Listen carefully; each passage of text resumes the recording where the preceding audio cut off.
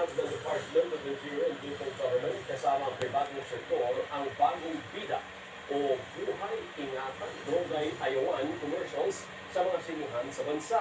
Bahagi po ito ng malawakang kampanya ng kagawaran na labanan ng iligang na droga.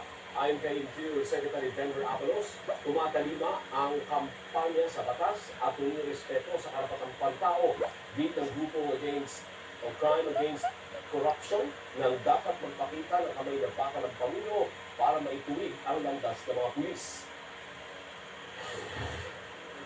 BBM siguro should hands-on yung from time to time for most of the time it should be visible on national TV, kamay na bakal, matinding mensahe tungkol dito sa kapulisan para sa bao, magkaroon nga ng fair factor.